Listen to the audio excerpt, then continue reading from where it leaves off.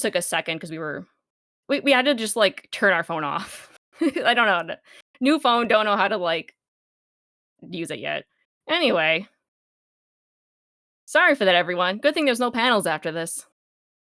At least not for a while. Let's go back to the PowerPoint.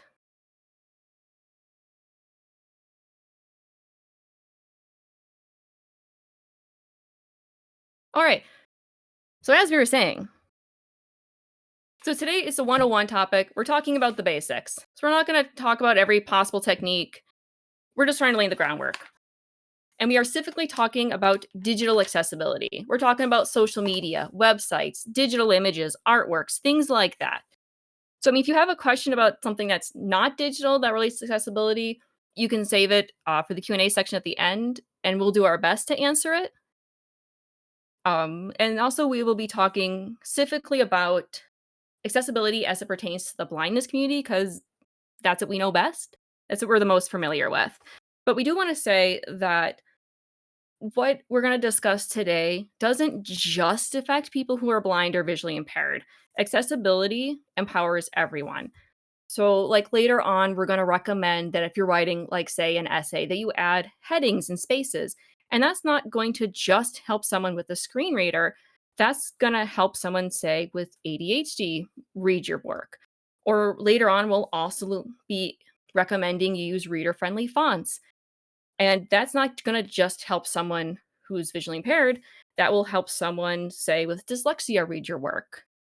Or even us, who we've been, like, looking at art before, it's like, I couldn't tell what character it was off the bat, and then I was able to use the alt text to say, "Oh, yeah, that was" what was it? It was Darkstalker from Wings of Fire, which we've only kinda read, but I was able to tell because the artist included the description, like, "Oh, that is them." That's cool. So it's our goal is we want you to leave feeling empowered to begin making your digital work more accessible. So, before we get into strategies on how to achieve this, let's talk about how people might be interacting with your projects. So, how does someone who is blind use a computer? Someone who is blind doesn't necessarily see just darkness. Someone might be able to see colors or differences in light, for example. So there's a number of different tools out there for people to utilize. Vision is not required to use a computer, however, though. So even if someone saw just darkness, they absolutely can still use a computer. However, if someone can't see the screen, then the mouse doesn't do much for them, and they'd instead use keyboard commands. With keyboard commands, users can skip between links, headings, among other things. But that doesn't explain how they would know what's being selected.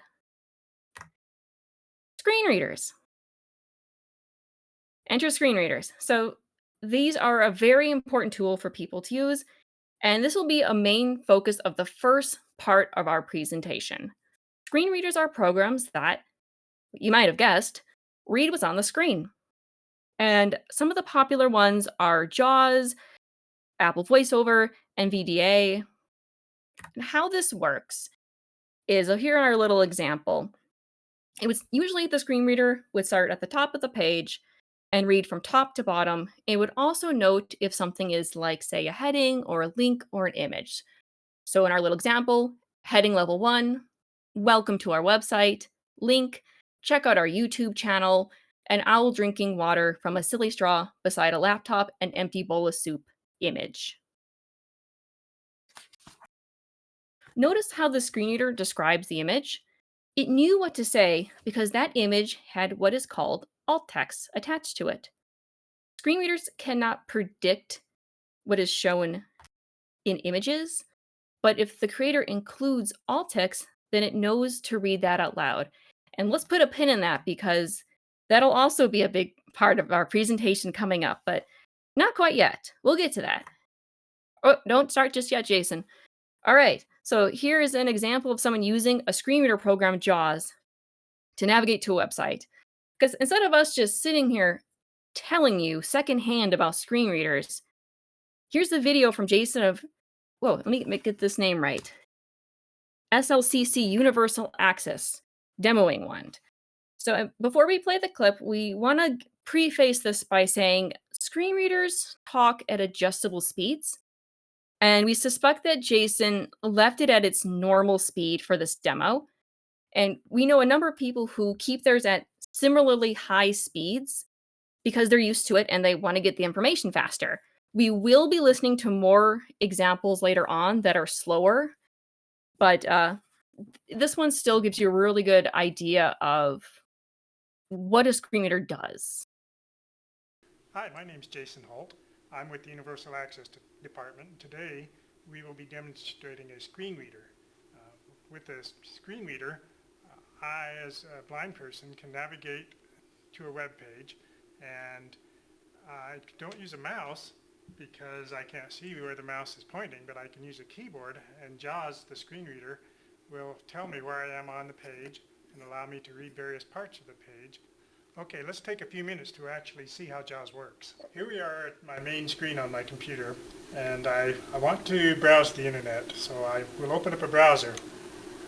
I'll press the Windows key. Menu, search box, edit, type text in this edit field or press up or down arrow.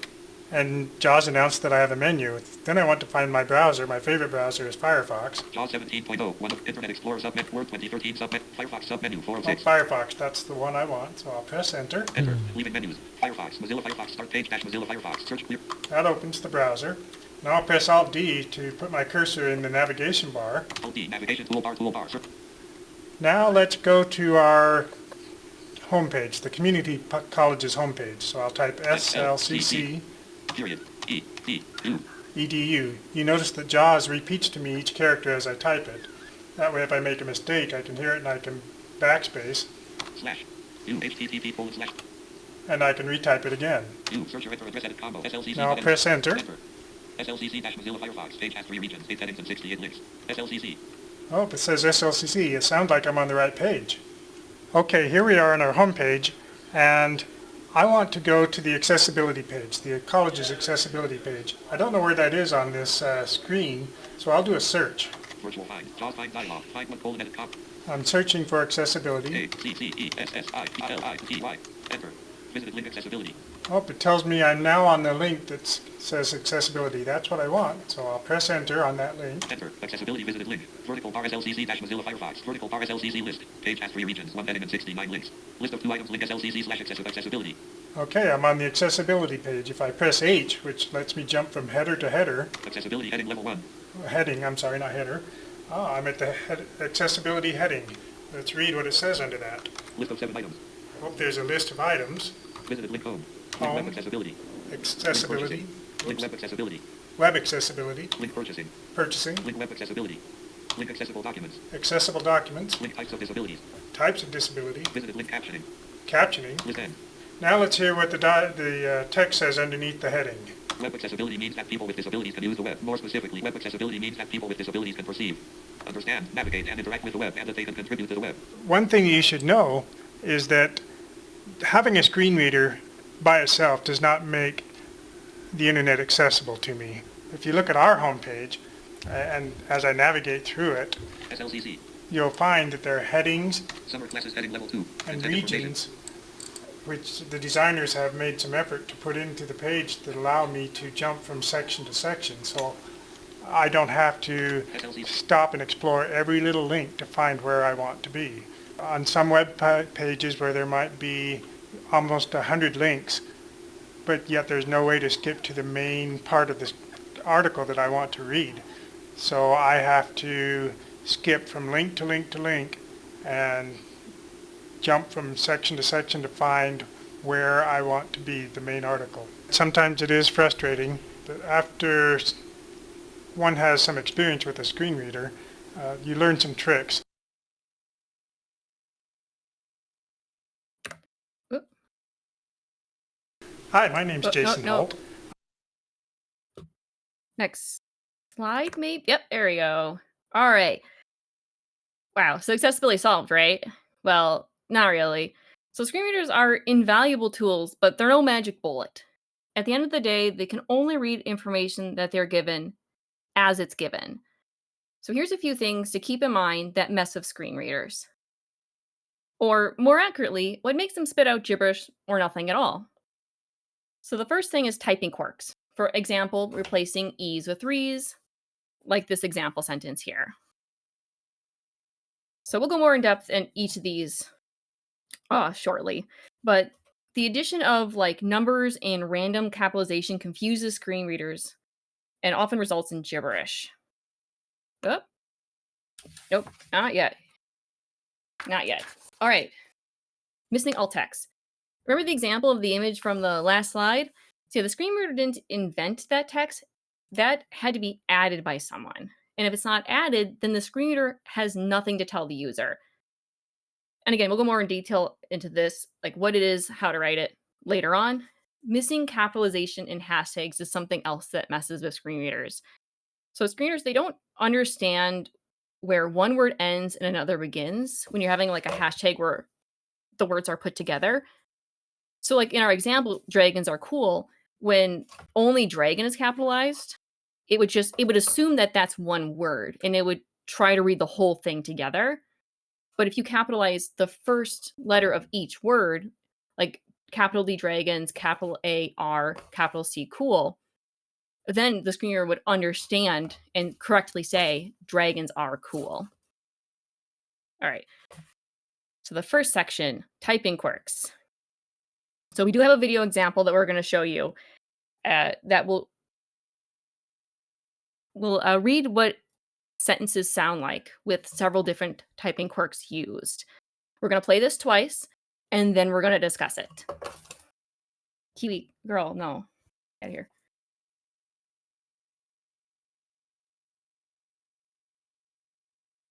This is how an S to Z typing quirk sound with a screen reader. Hi guys, aren't I so silly today? It's making me ZML so much. Unfortunately, this screen reader can't properly read my sentence, so that's bad. This is how an I to 1 typing quirk sound like. TH1 sentence 1's US 1 nanogram and I to 1 tip 1 nanogram chi 1 RK. As you can see, the words aren't be 1 nanogram read properly at all. This is how an E to 3 typing quirk sound like. This S3 N3 NX3 cannot be R3 add prop 3 Rayleigh by SCR33 NR3 ADAS. It is incha 3 debli unic 3 esable 3.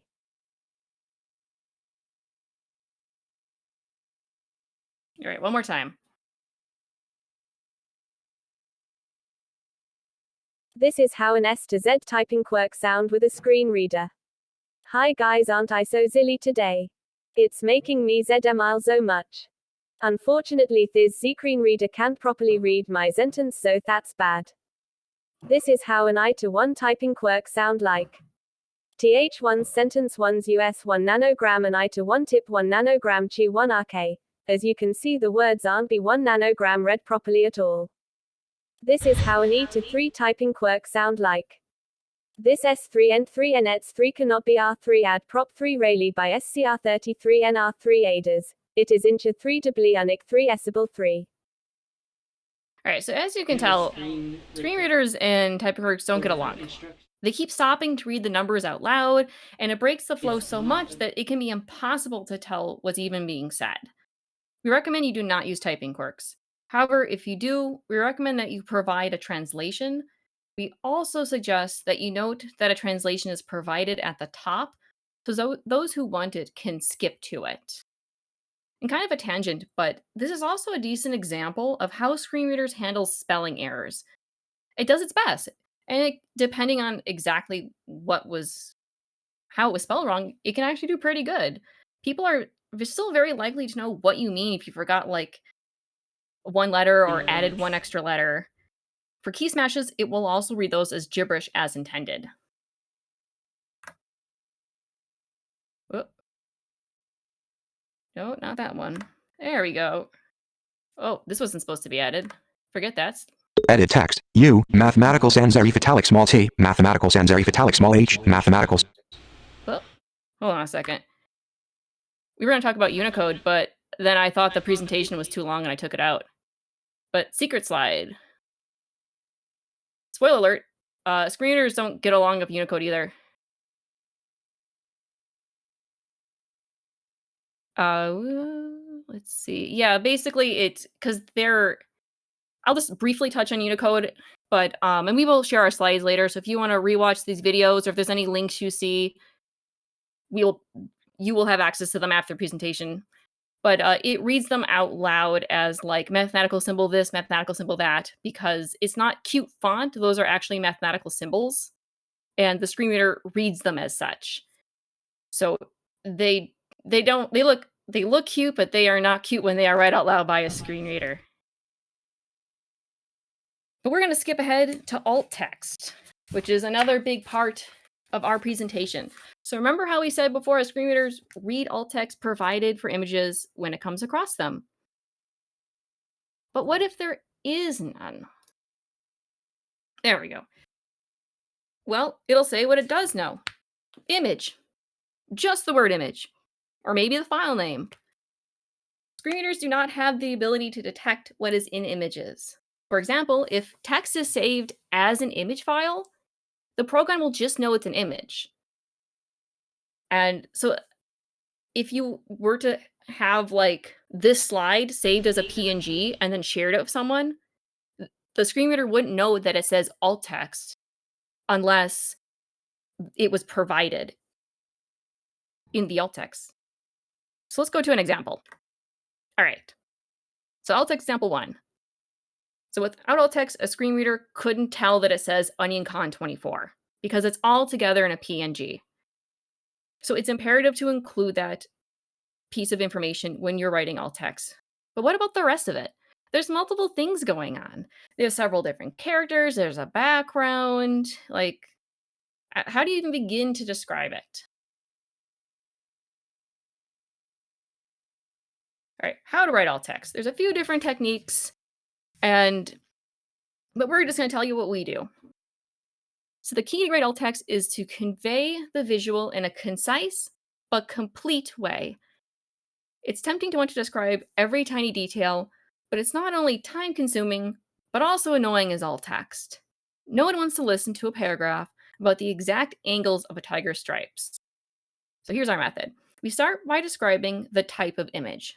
Is it a painting, a screenshot, maybe a close-up photograph of something? But pro tip, don't start with an image of. Why? And how does this not contradict what we just told you? Well, screen reader already tells the user that it's on an image. They know they're being read alt text already. Why what I mentioned before is different is because it's conveying something about the image, besides the fact that it's an image. Saying something is a screenshot from a particular video game conveys something both interesting and useful outside of the fact that it is an image. Next, describe who is doing what. For example, in the last image, the Centaurus Festival mascot has their arm around Onion the cat. Where is it taking place? In a field under a starry night sky, the bottom of the ocean? Set the scene. Describe the environment the subjects are in. Again, don't feel like you have to describe every nook and cranny, every fern and flower, but be descriptive enough that someone listening to your text could visualize it. All right, next, describe the colors in the piece. Is there a gray overcast over everything? Or maybe the background is an aggressive bright red? Is the photograph shot in monochrome? Color choices greatly affect the mood and symbolism in an image. Expressions and emotions. Another important thing to add is expressions and emotions of any subjects in the image.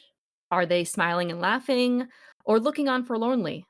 Like with colors, expressions and emotions can greatly affect how an image is perceived. Interesting features. The final catch-all. Interesting features include anything that is not already covered by one of the above categories, but is relevant to fully understanding the image. Use your best judgment. Pro tips. As we've already stated, avoid starting with an image of. This is because the screen reader is already informing the user that they're selecting an image and that it's being described. It's not the end of the world if you forget and you include it. We've definitely done it ourselves in the past. Remember, having alt text is already a huge step up from not having alt text. Be concise. Again, we've already said this, but be concise. Less is more because adding too many tiny details can muddy the description. There's no need to describe purely decorative features, such as page dividers, or as an example, we usually just put divider as the description on socials for decorative dividers and posts. Some programs will even allow you to check a box to note if an image is purely decorative. Avoid adding in personal judgments. It's best to leave out your personal takes on the value of a piece, such as if you think it's the best artwork you've ever seen. However, if something is like purposely drawn bad, like for a meme, it's worthwhile to mention that. Also, don't add in descriptions for things not depicted. Like if you think a character might be thinking about something specific when there's no indication of that in the actual artwork.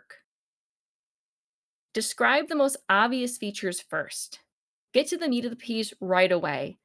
If the text is huge and the figure small, start with the text. If you're unsure, or if everything is of equal importance, then we recommend working your way from right to left, top to bottom. Here's another way to look at it. Start with identifying who, their expression, a description of them, colors in the image, and finally, any interesting features. So for this example, we have a capybara, the who, looking relaxed, their expression, in a hot spa, a description of what they're doing, yellow yuzu fruits, the pop of color in the piece, are floating in the water, a description of what these fruits are doing, and one is balanced on top of the capybara's head, finishing off with an interesting feature. All right, so this is the alt text we wrote for this piece. A digital drawing in the style of Night on the Galactic Railroad, featuring the Centaurus Festival mascot, who is a jackalope, wearing a sweater vest with a rainbow tie with his paw around Onion the cat, who is wearing a Hawaiian shirt and leaning against the frame of a window with the night sky behind them. Superimposed over it are the words OnionCon 24. It's not perfect, but it has all the major elements needed. It concisely defines who is doing what and where. We could make it longer by describing the font used or the exact details of the florals on Onion's shirt. However, less is more. If you add every tiny little thing to the alt text, it'll be cluttered, and not only time consuming to listen to, but also hard to understand. Our golden rule is to have the alt text give the same feel reading that looking at the image visually gives. If it's a quick meme, a shorter, more to the point description would likely fit it better. On the flip side, if the piece is an involved painting or comic, the more detail will likely pair better. So here's a second example. So this is an image that we drew and the alt text we provided when we posted it. Thank you for feeding our local archivist is written under a colored sketch of 3 gold hydra heads leaning down to eat essays out of dog bowls. All right. You've written the best alt text to ever exist. You're ready. But what do you do with it? So in this section, we're going to talk about how you actually put alt text on your digital projects. First up is social media. We're not going to be able to talk about every platform here. There's too many of them. So we're just going to hit the ones that we assume most people listening are using. So that means Tumblr and Blue Sky. But we will say that, generally speaking, most social media platforms put the alt text option in similar places. So once you know one platform, you have a leg up on finding it in all the others. So on Tumblr, the option to add alt text can be found on the meatball menu, those 3 dots in a row in the bottom right of an uploaded image. Once you click on that, one of the options on the dropdown will be Update Image Description. If done correctly, when you post your image to your blog, there will be a tiny square on the bottom left that says Alt. If any user clicks on that, they'll be able to read your alt text. Because it's easy for everyone to tell if an image has alt text on Tumblr, sometimes you might see users putting alt text in the reblogs for posts, because only the original creators can put the alt text in the image description where it's like that nice, neat little square and you can click on it. So when that's not provided, oftentimes users will reblog with their own descriptions as a comment. And there's even whole blogs dedicated to just doing that. If you wanted to do this yourself, you would just write like image description, add your alt text, and then finish with end image description. So, for example, here's something that we posted to our blog recently-ish. And so we actually wrote out image description in brackets. Text written over a photograph of a bog reads, "Are you tired? Come scream with us at the bog, meeting every half moon at 3 a.m. End image description." You don't have to do it exactly how we did it. Some people use ID instead of actually writing out image description. Some people don't bother with the brackets, etc. Just make sure it's clear you're describing the image and where the description ends. It's also best practice on Tumblr to then tag your post as something like described or image described. On the flip side, if you're going to reblog something without an image description, it's best practice to then tag with something similar to undescribed. This is so users can curate their experiences, and if they didn't want to view an undescribed post, they could filter those out. But on to Blue Sky.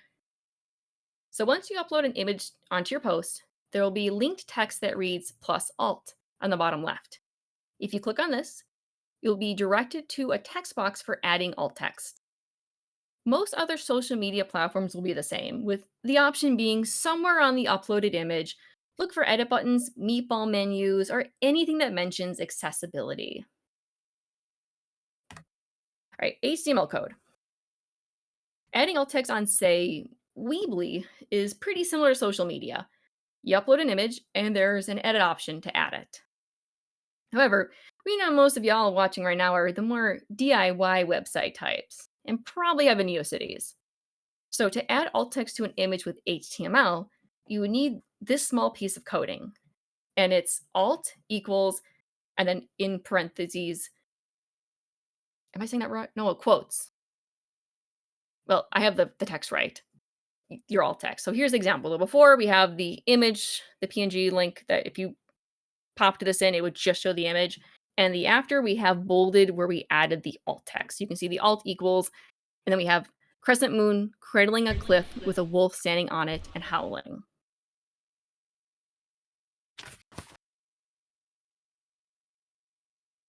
And this is the image we described in the last example.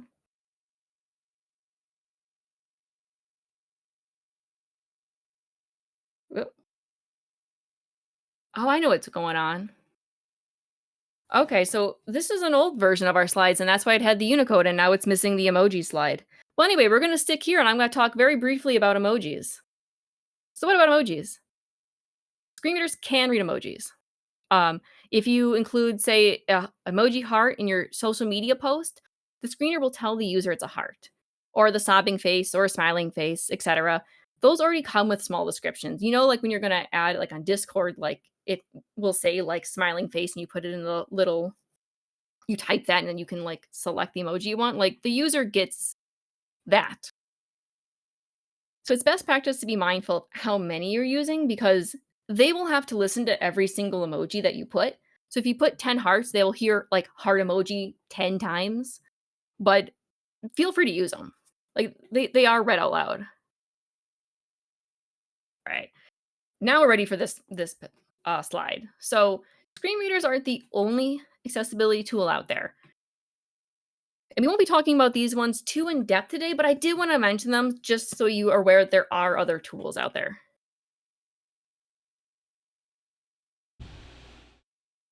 So on the left here, we have what's called a refreshable braille display. So it kind of looks like a keyboard, right? So you would put your hands on it, and as you go through the page, those little dots in the middle there, they pop up with braille. So it's really useful if you want to, you need to, like, let's say you're on the phone with someone, so you can't you don't have your ears free to listen to the screen reader, so you can then feel what's on the screen by reading the braille. So it can be really useful. And then the device on the right is one example of a screen magnifier. It does exactly what it says in the tin. It makes the screen bigger. Someone might choose to use this if they have usable vision, but need things larger to be able to comfortably view them. There are many different types. This is just the first example of one when we typed in screen magnifier.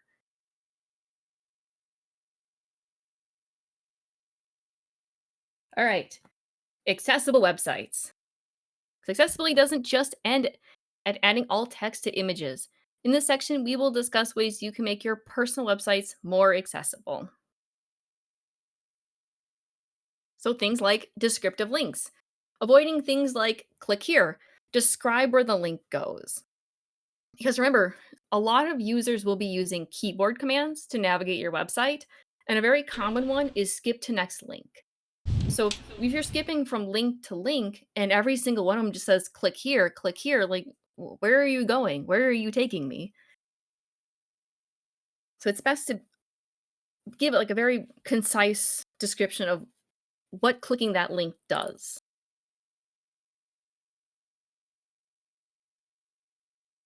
So other things you might put as examples are contact us, join our Discord, and download our zine.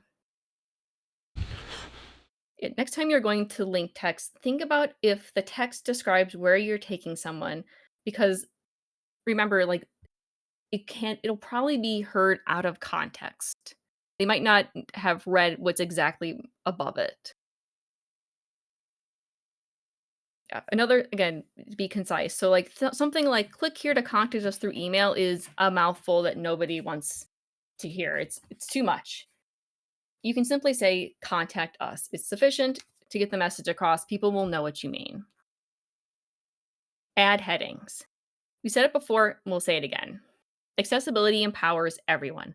It's not just for someone with a screen reader. Everyone benefits when websites are easy to read and navigate. Adding headings to your website is one glaring example of this in action. Literally no one wants to read one giant wall of text. No one. So we recommend breaking your writing into chunks and labeling them. Don't be afraid to add quite a few headings either. Browsing a web page with a keyboard is a lot easier if you can skip between descriptive headings to find what you're looking for.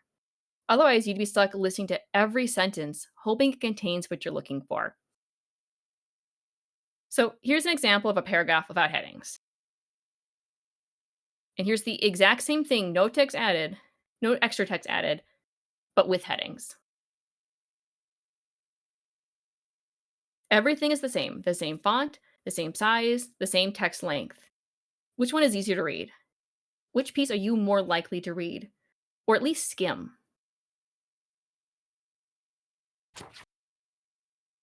So when you're adding headings, it's important to tag them correctly too. What do we mean by that? Well, remember in our example from the first page, or one of the few first ones, I mean, where it actually said like heading level 1? Well, you have to, the screen reader didn't invent that, it had to be told that. And you do that with this little piece of coding. So if you were, hold on a second. Okay, so on something like a Word document, there's preset options where you can like highlight some text and then you can select you want it to be a heading and what level, etc. But if you're doing like a NeoCities website, you'll have to add that yourself. So here we have some examples, like in the brackets, H1, H2, H3, and that the P is just basic paragraph text. The lower the number, the more important and bigger your text will appear. So heading 1 is usually reserved for the title, and usually then like the other higher numbers like 2, 3, etc. will be used for like the subtitles. It's not subtitles. Subheadings. There we go. All right. Well, we're going back to this one because we're going to talk now about labeling your elements. In a similar vein, you'll also want to label other elements on your website, such as tables, iframe embeds, and buttons. It'll follow the same idea as before, but utilize different coding. Basically, you got to add a tag that informs the screen reader what it's looking at. Tables. The big thing of tables is marking what is a heading cell and what is not.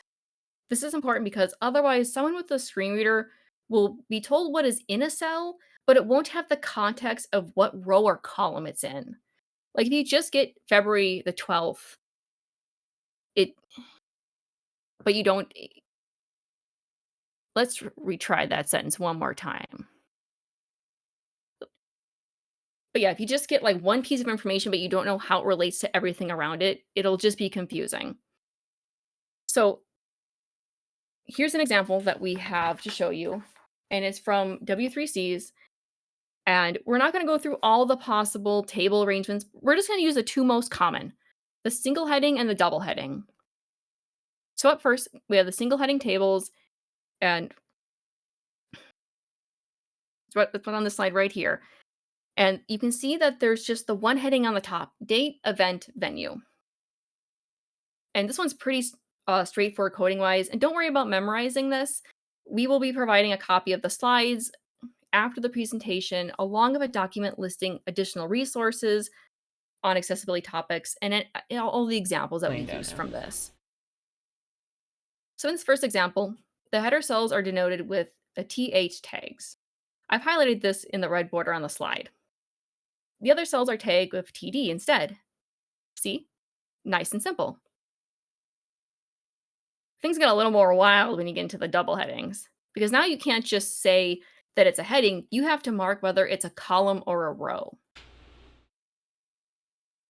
So we've highlighted these coding bits on this next slide. Well, no, we have this one in between.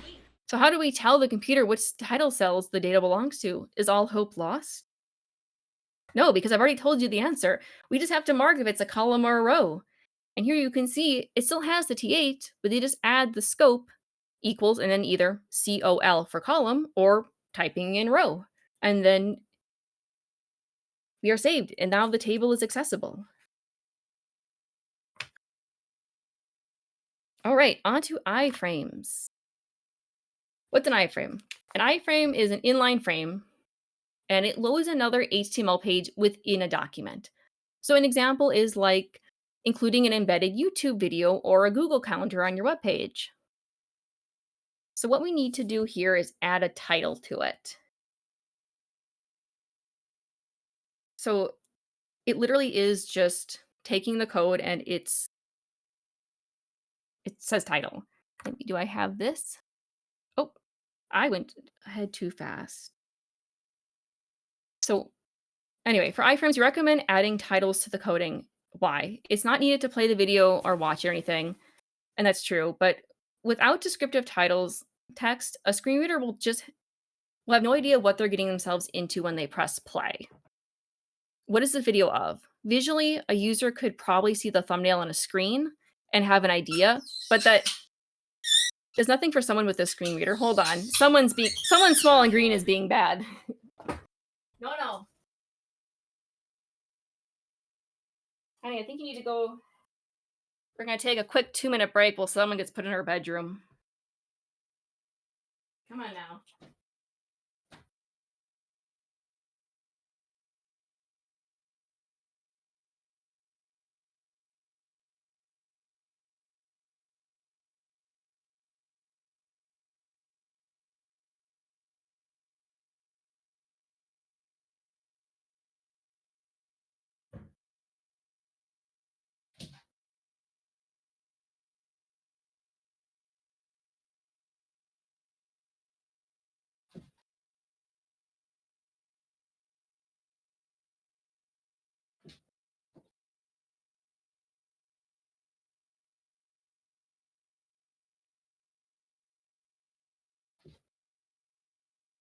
Yeah, sorry for that. Our parrot Kiwi had flown on top of the door and it was just screaming. I think she was done hearing about accessibility. She was ready to go listen to country music in her bedroom. But anyway, let's continue talking about iframes. So anyway, with iframes, the reason you want to add a title to them is so that the person with the screen reader knows what they're getting into, that they're aware of when they press the go button, the play button, what's going to happen, what they can expect. And so we add that little piece of coding so they can interact with your content with confidence. So this is the coding. So as you can tell, it's just title equals and then your title. Very simple.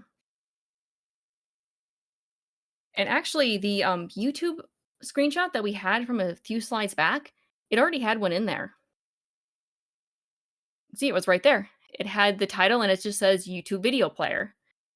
So, of course, if you wanted to, you could also copy their coding and even get a little more advanced than that and type YouTube video player kneading tutorial. I don't know, whatever you're showing people. All right, now on to buttons. So, you want your site to look fancy. Who doesn't? Who doesn't love a good button? Whether it's to get users to subscribe to your newsletter, check out your social media, or register for something. Now, there's a lot of ways to do this, but we're going to focus on the basics and what we feel you're most likely to run into. Option 1, linked images. You go to your favorite stock image site, download an image file of a button, and slap that bad boy into your site. But how do you make it accessible? Well, it's an image file. You add alt text, link text. Something else you might consider is using linked text as a button. There are ways to make it fancy, but at the end of the day, it's still text, and our recommendations from before still stand. What you need to do is, in this instance, to make it accessible, is to make sure that your linked text is descriptive. So instead of having something like click here, which tells the user nothing, try something like contact us or register now. You want your links to be concise, but they also need to make sense out of context. All right, actual buttons. Well, but weren't the things that we just talked about not buttons? Well, no, not really. Not technically. Not on their own. However, we want to talk about them in this section because a lot of people use linked text and linked images that look like buttons, and call them buttons. But what we're talking about in this section is things that use the button tag. So, which we have on the screen here. So you can literally see it says button in the brackets, and then it will give you just like that basic gray clickable button. Yeah, so by using this tag, you get a clickable, focusable element that is largely used on forms, like a contact us form, for example. And also it gets a little wild because when you use the button tag, you can still also use link text and link images. They can get they can get intense. But if you do use link text, link images in this, the things we said before still stand. Images need alt text. If you're using link text, it needs to be descriptive.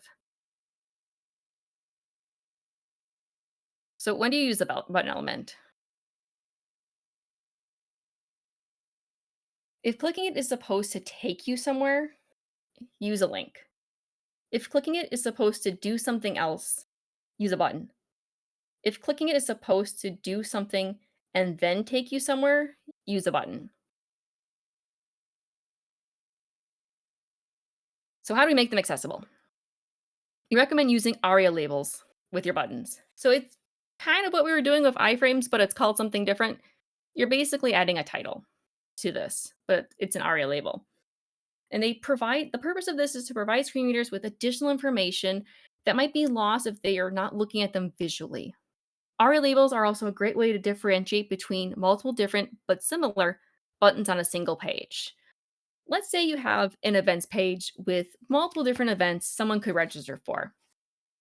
You want all the buttons to read register now, but also want to make it clear to someone who is skipping between buttons with a screen reader which event they're registering for. ARIA labels are not visually present on your site, but if you label button as register for webinar number 21, a screen reader user will still get that information. If your button is going to take someone off site or open a new tab, that information would also be helpful to include.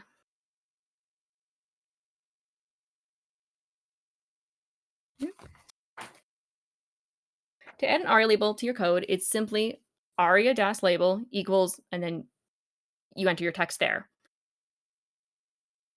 added to the button label. As we have our example here, we bolded it. All right, so we have another example video here that will go a little more in depth into ARIA labels. And I'll show you what the screen reader program VoiceOver, how it reads these different options. We think it really neatly sums up everything we've talked about in a concise way. Let's take a look at a few ways to provide accessible names for interactive elements like buttons. In this case, a close button. I'm going to use VoiceOver with Chrome in this case. First of all, just a plain text node, the word close, using the characters CLOSE. Close button. You can hear it read close button. Close, which is the accessible name, which is also visible, and button, which is the role of the element. So that's correct. The second one uses a character to replace the close word. Times button. You can hear it says times button, which will be confusing in a non-visual context, even though the cross is quite clear visually. To fix that, we can use an ARIA label on the button element, which will override that. In this case, the ARIA label has a value of close. Close button. Now some image examples. The first example has a button with an image inside it without an alt attribute, so without an accessible name. Button. It just says button. In some screen readers it will say unlabeled button, which is very unhelpful. You wouldn't know what that button is for. In the second version, the alt attribute is on the image. It contains the text close, and the button inherits that accessible name from the image. Close button.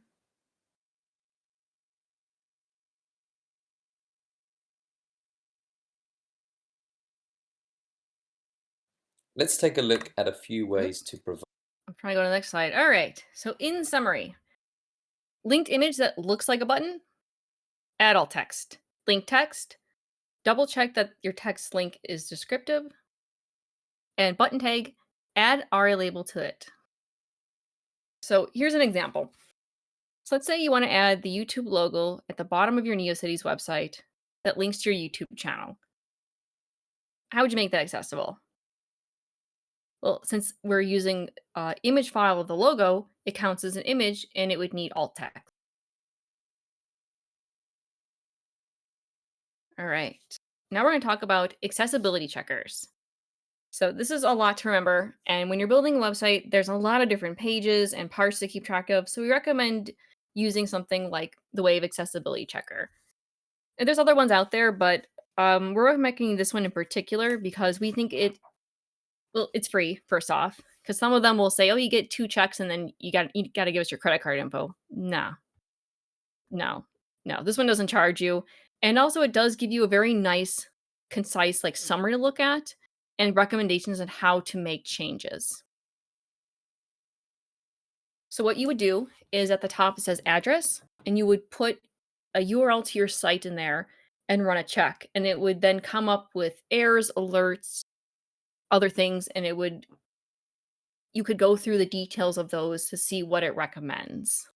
And the nice little thing is too that this one offers a little refresh button. So if you're actively working on your site, you could go make the changes and then hit the refresh button and get an updated report on the page that you're working on, which is really nifty.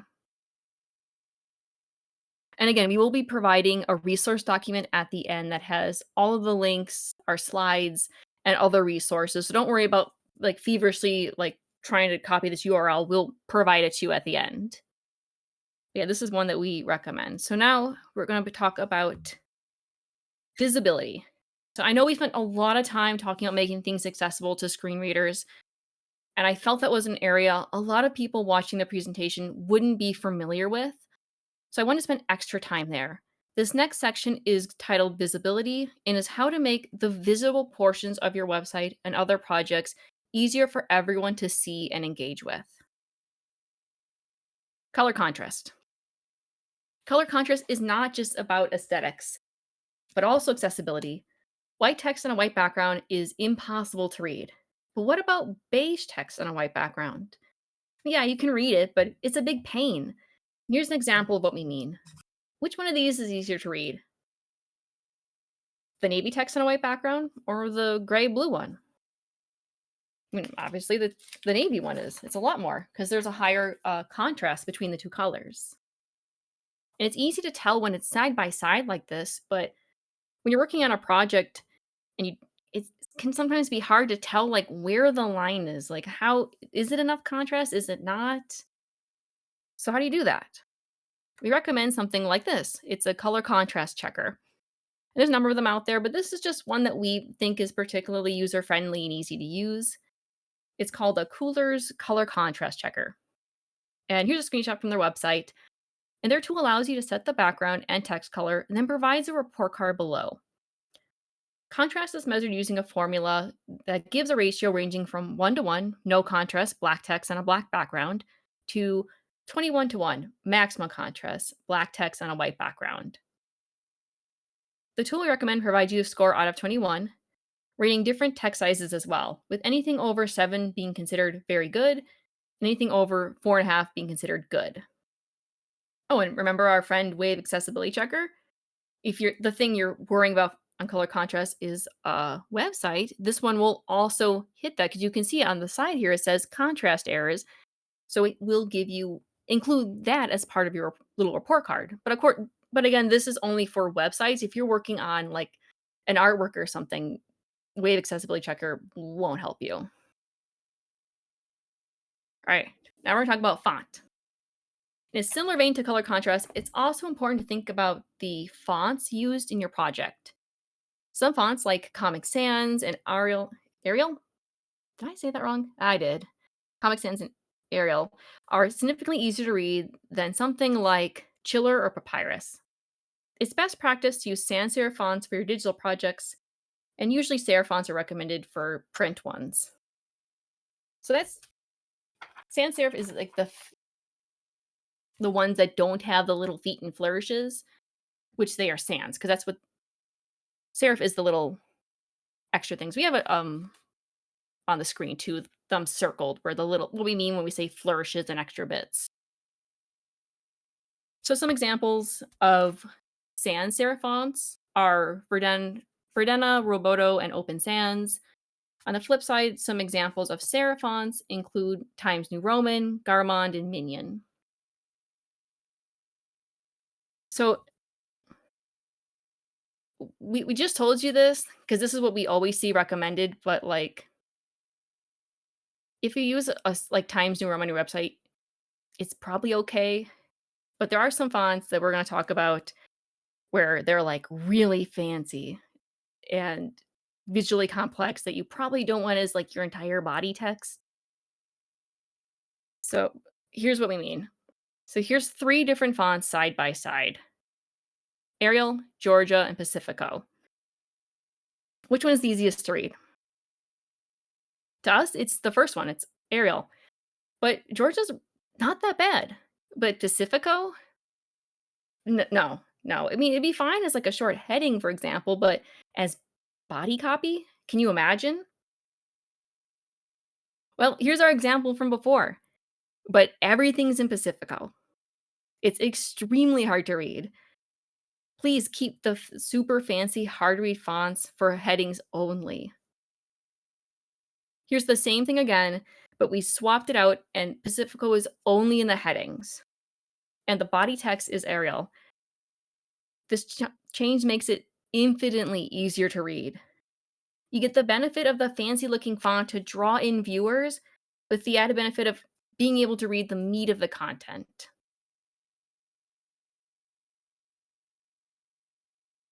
Very quickly, we're going to talk about Google Forms. They are surprisingly accessible. So if you're hosting a survey or collecting submissions, don't be afraid to use it. Just keep in mind what we've already discussed. Keep your link text descriptive but concise. Make sure there's good color contrast between different sections, text boxes in the background, and be mindful of fonts, and the font sizes. And if you include images, provide alt text. All right. The last big section we have for you is PDFs. And what sets PDFs apart from other things we talked about today is that they contain a little bit of everything. So accessibility with Accessible PDFs with Acrobat, that's easy mode. You're gonna have a great time. There's actually a whole section that's just called Prepare for Accessibility, and it has everything you need right there. So this section will be specifically accessible PDFs with Acrobat, but don't worry. If you don't have Acrobat, we have more slides going forward about that. But assuming that you do have Acrobat, so if you're going to add, say, so you go to the Prepare for Accessibility, you might have to scroll. It's on the left of all the other tools. It'll have like a person with their arms outstretched in a circle is the little icon for it. So once you click on that, it brings up a host of other options, and there's one of them that's labeled Add Alternative Text. And if you click on that, a pop-up will appear and allow you to click through every image file in your PDF. There's even a little checkbox you can click if an image is simply decorative and doesn't require a description. Nifty, right? Unfortunately, if you want to change the alt text of one picture only, you'll still have to click through all the others in order. So that's the annoying part. And remember, if text is part of an image file, it will still need alt text. However, the selectable text in a PDF, the stuff that you can actually take your mouse and like highlight, the screener picks that up just fine. What we are calling selected, yeah, yep. So it's just the text that's like included as an image file that would need alt text, not the selectable stuff, not the stuff that you can run your mouse over and actually highlight. So what we talked about with visibility applies here too. You want to consider the color contrast of your text, images, background. Be mindful of your font style and size. It's best practice to make as much of the text selectable and not part of an image file as possible. Why? Well, for starters, it makes it easier when you're adding alt text, but that's not the only reason. It's easier for users who are zooming in or using screen magnifiers to still be able to read the text. Because text as part of image files are prone to distorting when they're zoomed in on.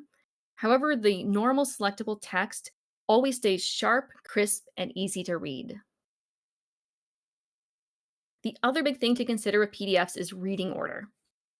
You want users to read things in the proper order.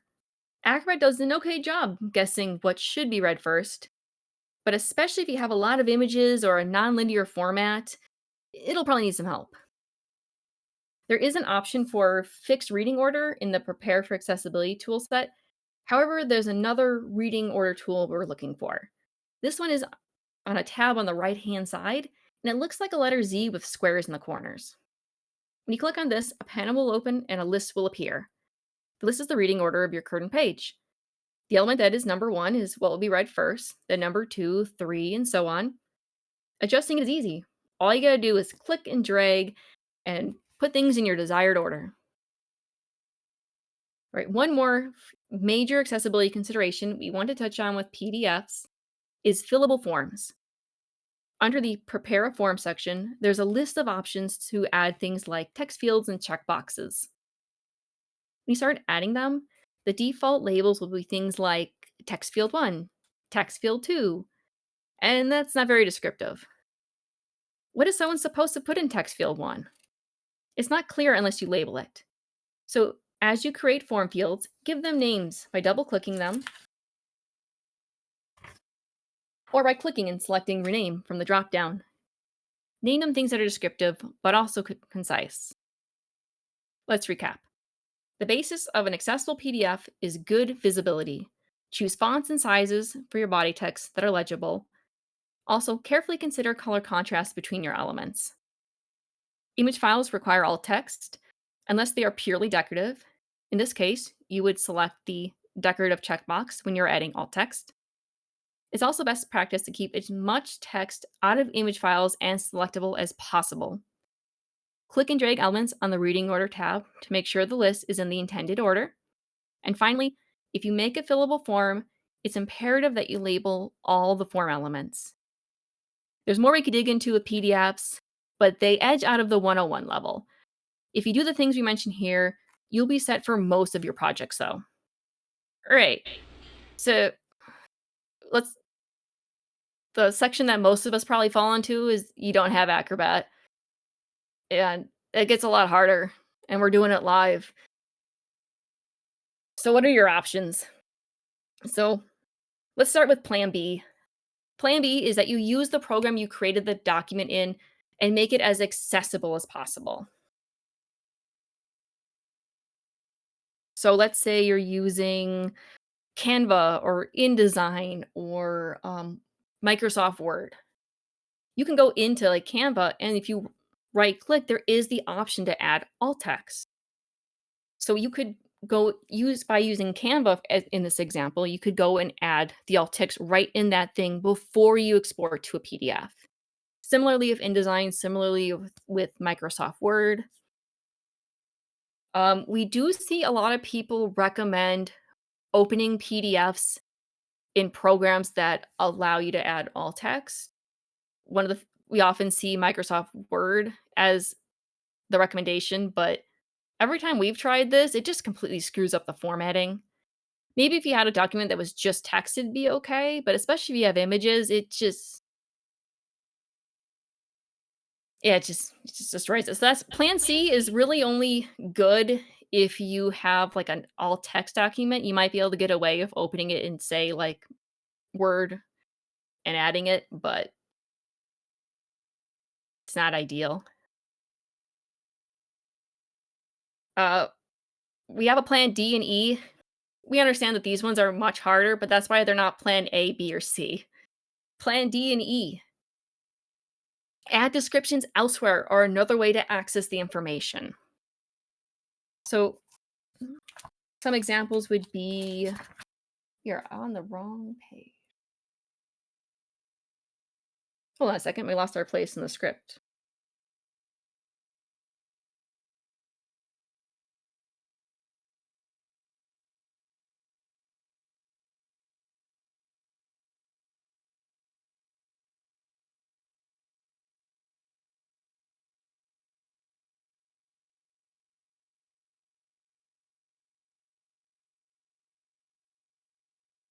All right. So what we're talking about here is that like let's say you're using a program that just straight up doesn't have the option to add alt text at all. I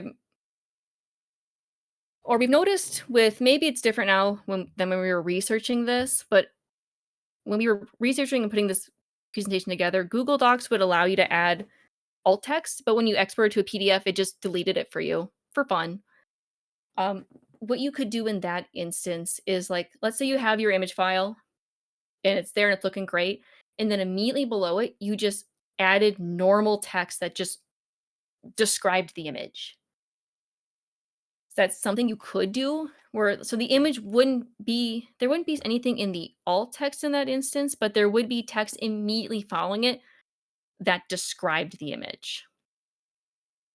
This is very similar to what we are talking about with Tumblr before, where sometimes people will just reblog an image and then put the image description in the comments. Same vibe. Or maybe you, again, depending on what kind of thing we're talking about adding text to, maybe it'd make more sense to have a transcript listed in like if you're posting on social media, to have a transcript in the comments, or to have a separate document that has the descriptions, or what something we've done, which is plan E. And we understand this one is a big ask. That's why it's plan E, is to create an audio version. So something we've done in the past is where we run to a PDF that was huge that we didn't have the ability to add hundreds of pages of alt text. So we just sat down and recorded ourselves reading it out loud. But that does have the added benefit of now there's an audio version. So there's more than one way to interact with your project, which is really cool because now people can listen to it versus just reading it. So it brings the project to a larger audience. And so if you're on you're commuting somewhere, you can just turn on that video and start listening to it. So that's kind of cool, even though it is a lot of extra work. And we're not expecting everyone to start doing that for all their projects and images and stuff. But it's we're mentioning it because it's an option. All right.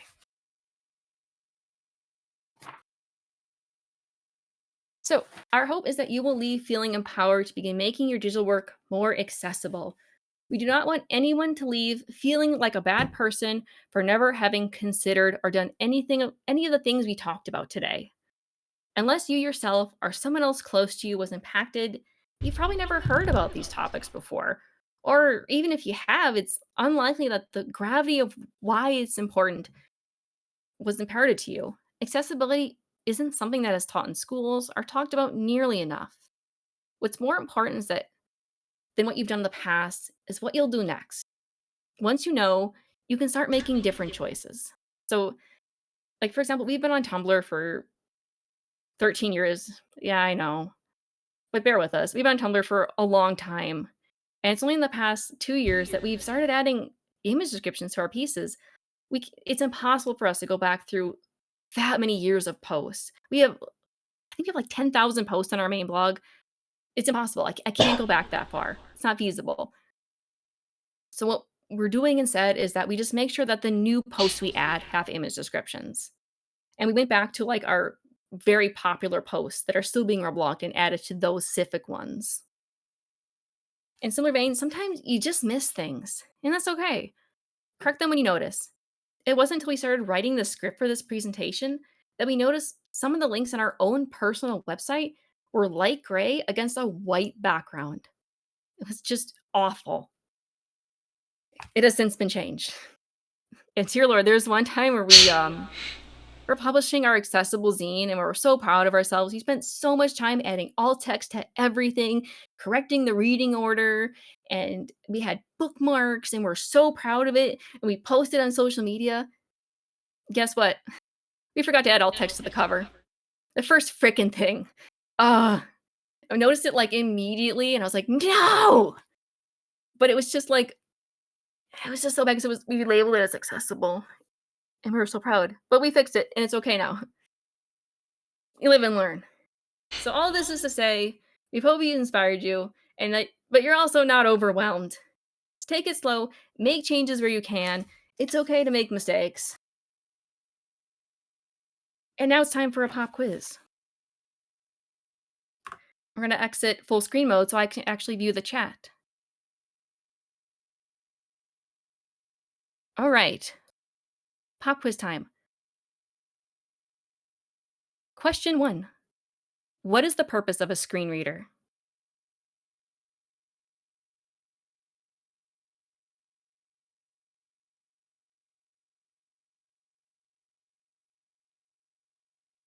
Nice.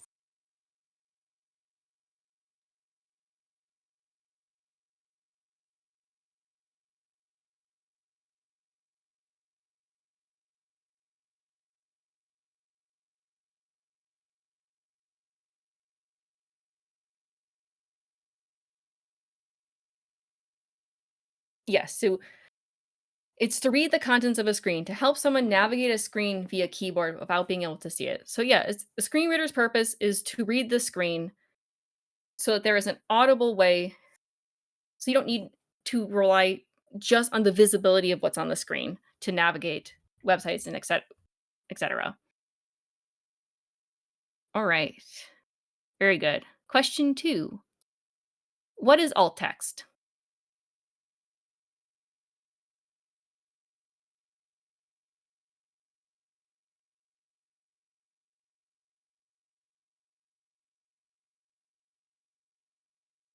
Yes. Excellent. Yep. It's the text description of an image. You actually might have seen it sometimes on websites where like the image won't load and you'll just see like a sentence instead. That's one time you might have seen alt text come up as well. Like it's text that describes an image. Yep. Yep. Excellent. All right. Just a few more questions. Name one thing that can impact how easy text is to read.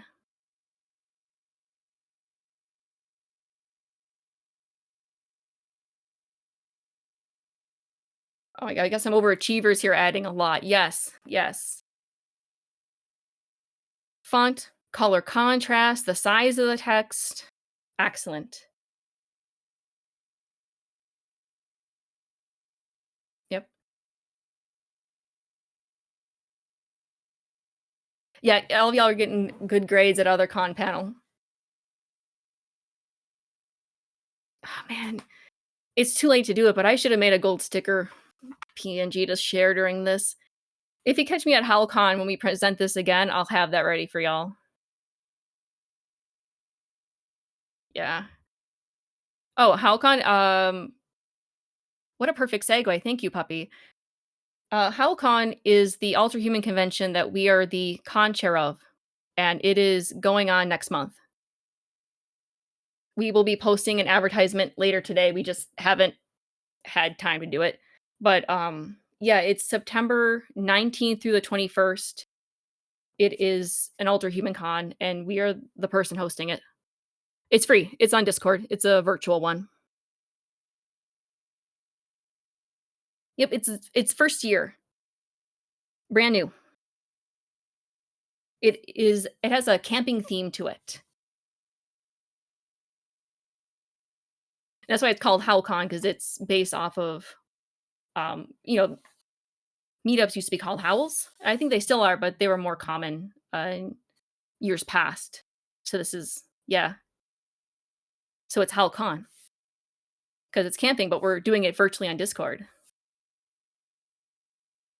And if I wasn't sharing my screen, I'd get you a link. Well, I make the rules. Let's do it. There we go. Oh, nice. You did. Thank you, Willow. You did it. Excellent. I'd love to see you there. Sorry to hijack my panel to promote myself, but yeah, if you if you want to get a refresher in a month from now, catch us at HowlCon because we're going to be sending this again. Advertisement to come in the ad channel. Attendee registration is open. We are also still accepting artists and panelists submissions for the next 2 weeks, I think. Oh, staff applications have unfortunately already passed. But panelists and artists are still open as well as attendees. It'll be a good refresher as my website building panel will be presented after this. They go hand in hand. Yes, definitely. But getting back on track because I already started late and now I'm talking about other things. We have two final questions. Second to last. What are 3 accessibility considerations to take into account when building a website?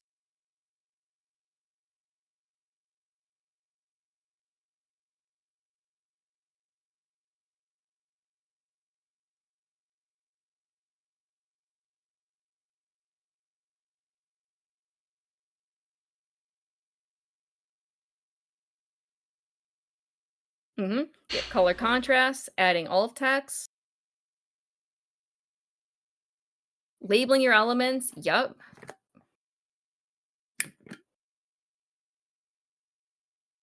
Yep. Headings are so important. I can't tell you the amount of times I've like gone somewhere and it's a giant block of text and my eyes glaze over and I'm like, there's no way. There's no way. And I just leave. Or the times there was someone I was on a commission for art once and I went to their commission page and it was like light pink text on a white background and I couldn't even read it. I couldn't tell what their prices were and I'm like, well, I guess I'm leaving.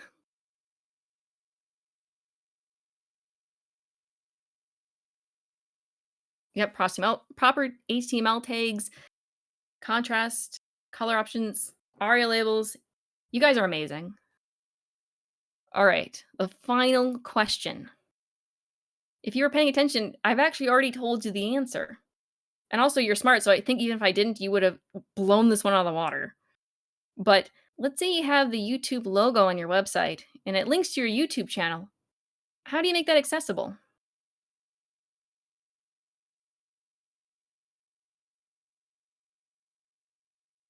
Yep, it's alt text. It's an image. It looks like a button, it has words on it, but it's an image. You add alt text. And all you'd have to say is something like YouTube logo or my YouTube channel.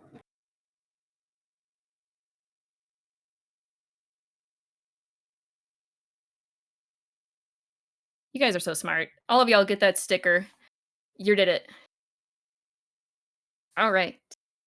Thank you for attending our panel today. We understand it's a lot to take in, especially if you've never had exposure to alt text or screen readers or any of that before this. And we want to reiterate that it's not about being perfect. Don't stress about having the perfect alt text or discovering later that you could have done something differently. It's a lot. But if you're taking any steps at all, you're already making huge improvements on the accessibility and inclusivity of your projects. And it's more important that once you become aware, you make your best attempt at making accessible and do better going forward than to stress about the 10,000 posts from your unfortunate 13-year 10 I was going to say like residency on Tumblr, but I guess that's how I can describe it. Don't stress about that stuff. Just do your best. All right, welcome to the Q&A section of the panel. I am going to be providing the slides and all the video links and some extra resources that I think are just really cool. I'm going to put it in the chat now, but I'll put it in some other sections later so you definitely don't miss it. Share? Copy link. All right, I did put the Google Doc in the chat, but I know chat moves fast and we will be putting it other places too. I can put it in panel questions. And I think a staff member would be able to pin it in panel questions as well so it doesn't get buried. And then also, if you have a question you would like me to answer, please put it in panel questions. I know we're at time, but our next panel isn't for 30 minutes and we're the one presenting it. So I think we can go over just for another like 10 or 15 minutes. And then we have to put in our Yu-Gi-Oh DVD. But anyway, before we hit the thank you, Techno Blueberry, for pinning that. All right, let me scroll and see what we got.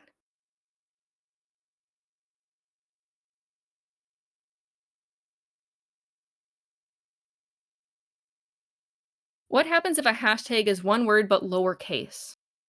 It would just read the word. Like, let's say it just said dragon, like hashtag dragon.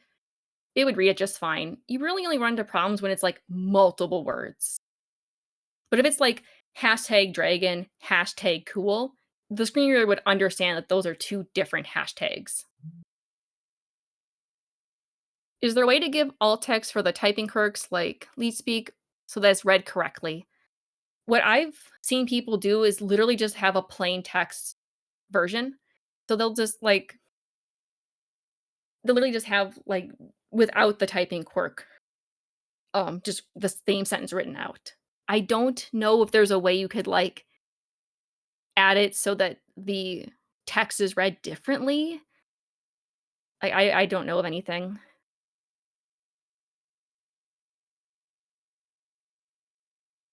Let's see. I remember on Instagram where folks would introduce themselves and how they look with what they are wearing. Is that the same thing as the alt text?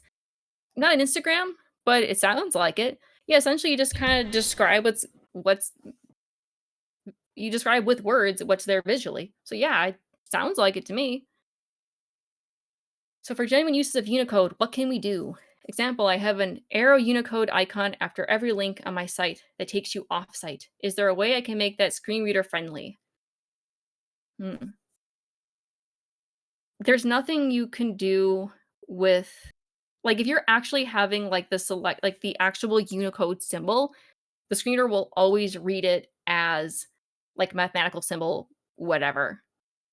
I mean, you could kind of get around it if you made it an image of that Unicode symbol and then had alt text that said something else.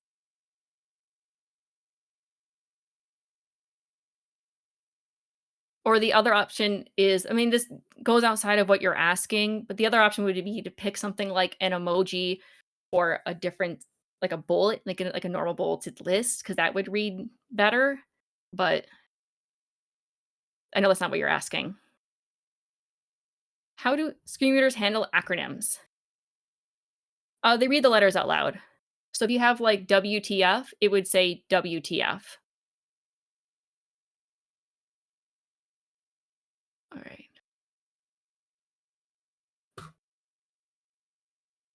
What is the balance between simple text and very text that makes it easier for all to read? Because us, and likely many others with dyslexia, may have a hard time reading text that's too uniform. Um, it's hard because I didn't touch on this during the presentation because I feel like it edges out of the 101 category, but conflicting accessibility needs. And my advice is to do your best. Like I said, it kind of edges out of the 101 territory. And I mean, if you're trying to break up text, you could still have like a lot of headings and have the headings be bigger and maybe a slightly different font or bolded. Um, I think that would probably help because not everything has to be like 12-point Comic Sans. You can add headings, you can bold things, make things different sizes, break it up with images and such. Are emojis more acceptable? Blah, blah, blah. Are emojis more accessible than emoticons? Yes. Yeah, absolutely. So emoticons, the screen reader will read it as like the actual characters, like XD. Like, so the person listening to it will probably recognize some of the common ones because they probably hear them all of the time. But yes, emojis are more accessible than emoticons. So generally speaking, I would recommend you don't use emoticons.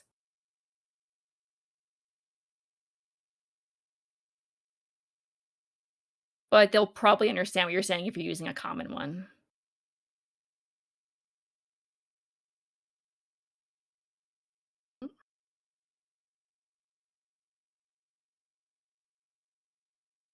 Alright. I wanna double check because I realize I'm not sure, but with links, if the link itself can't be descriptive, would something like title equal title of the page still work for describing what the link is for? Hmm.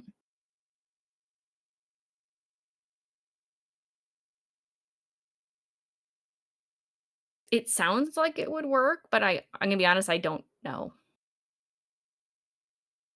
'Cause I'm just trying to 'cause I've never had the title tag attached to, like, just straight up text before. So I'm assuming that's what you mean, is that we're talking about just straight link text.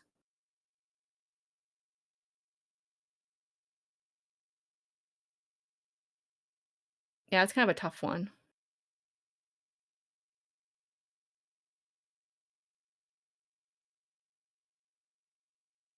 When making a TikTok video, what do I have to do to make sure it's accessible? I'm gonna be honest, I have no freaking idea. I don't have TikTok.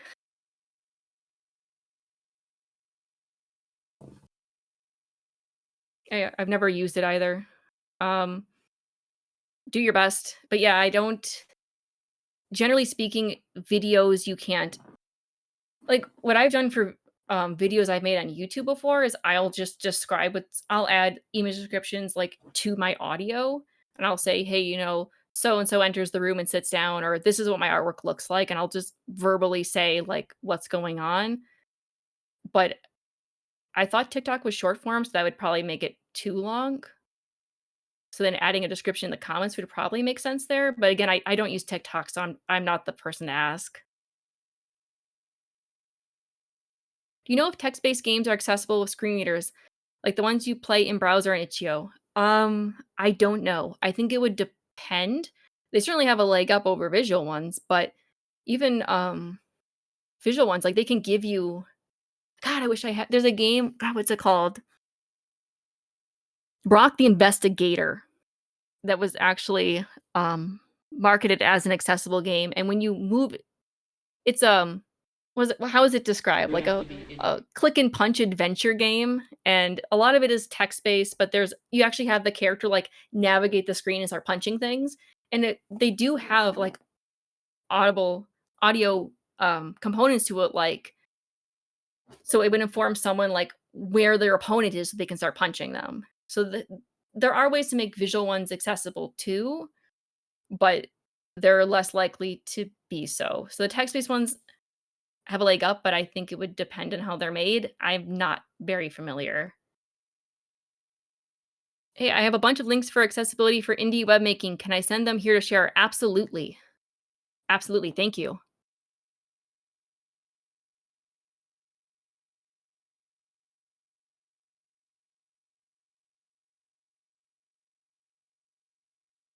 And when we have a pause and questions, I'm gonna also take this opportunity to plug um my art blog, because if you're on Tumblr and you don't want to write your own image descriptions and your piece is Alter Human related, I'll do it for you. Yes, we have a blog called Alter Human Art, where the entire purpose is that I reblog art from Alter Humans and I add an image description, and that's it. So if you're on Tumblr and you've made art that is at least tangentially about your alt humanity or non-humanity, add us, message us, somehow make it us aware of your piece, and we'll reblog it with the description. And it's the username is alterhuman-art.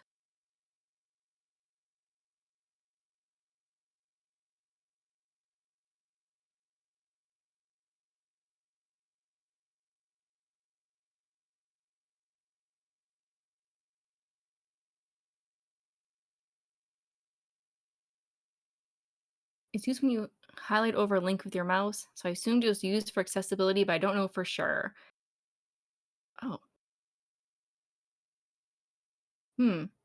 Yeah, I'm gonna be honest, if I don't know and I don't want to tell you the wrong answer. And I think it might work, but I don't feel confident giving you an answer.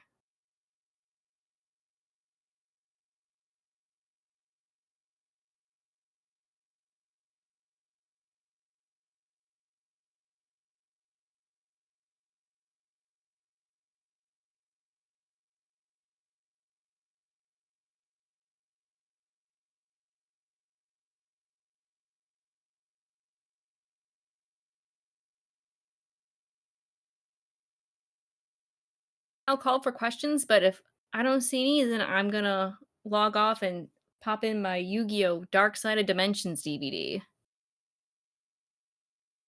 Also, if you're looking to go to a watch party at 1 o'clock, which, well, I guess we're all in different time zones, in 20 minutes, we'll be streaming Yu-Gi-Oh! Dark Side of Dimensions.